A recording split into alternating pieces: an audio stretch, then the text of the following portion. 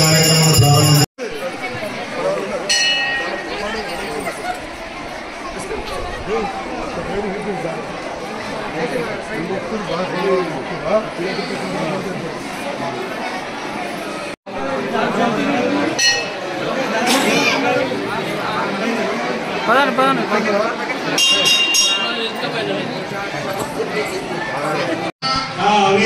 నంద గోవింద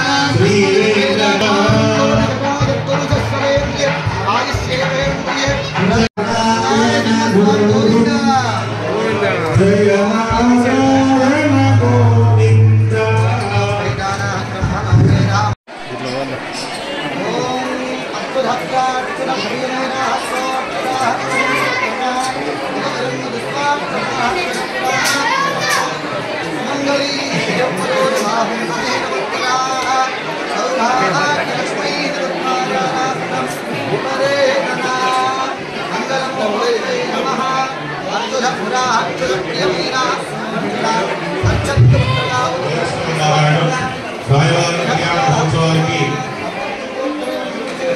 విరివిగా విరాళాలు అన్నదానానికి ఇచ్చినటువంటి యొక్క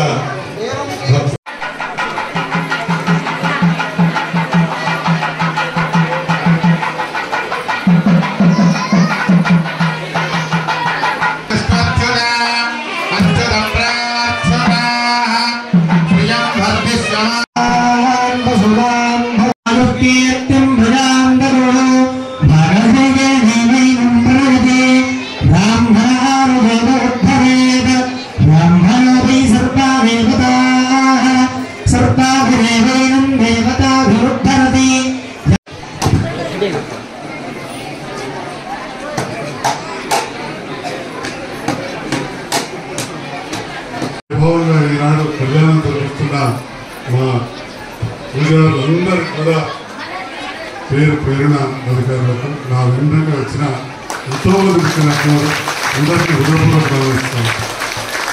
మనం ఎంత కష్టపడ్డా మానవులం ఏం చేసినా ఆ భగవంతుడు దయ ఉండాలి. మనం హిందువుగా పుట్టినందుకు గర్వించుకుంటాం, అన్ని మతాల వాళ్ళని కూడా మనం గౌరవించుకుంటాం. మన ధర్మాన్ని మనం కాపాడుకునే దాంట్లో ముందుండాల్సిన అవసరం ఉంది.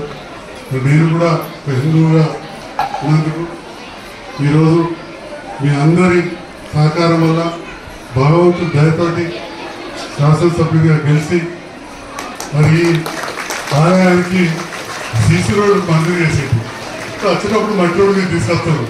మరి ఏ రాయడం మట్టి రోడ్డు మీద తీసుకొస్తున్నారు, నేను సీసీ రోడ్డు పెట్టా కదా అన్న. అంటే తర్వాత ఈశాన్యం ఉండాలి కదా అని చెప్పి ఇటుకలు వేస్తాను సార్ అని ఇప్పుడు శ్రీగతి ప్రత్యేకంగా చెప్పాలని బయటిచ్చాడు. అట్లనే మండల వాళ్ళకి చాలా మందికి కూడా జగిత్యాల పోవాలంటే భూపత్తూరుకి దగ్గర. ఇప్పుడు చాలా మంది అడుగురు భూపత్తూరు వీరాపూర్ అయితే మేము అందరం అలకాయ పోవచ్చు అని చెప్పి. అంటే దానికి కొంచెం నిధులు కష్టం ఉండేది, కానీ చెరువులు కొద్దిగా అలకడ పని అనిపించింది. ఉన్నాడు కాలువదే కొట్టింది, మనకి ఇచ్చేది అడగనాడు తూ పెట్టించింది.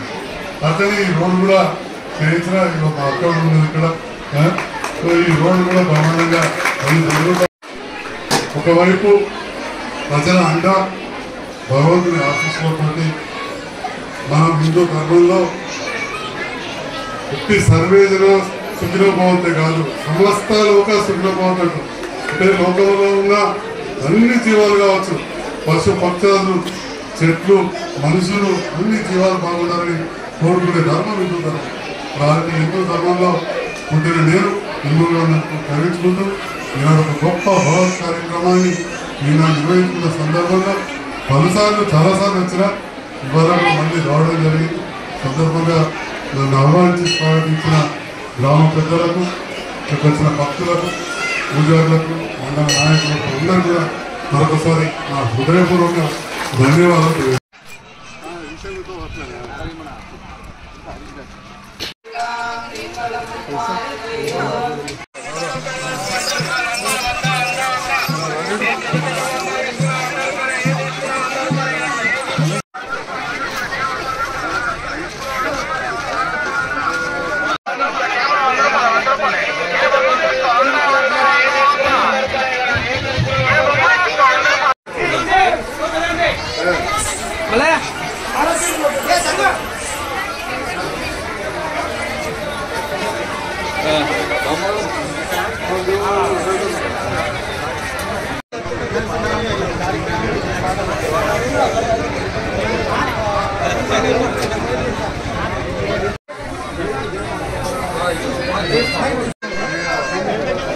అందరూ ఖచ్చితంగా లైట్ కావాలి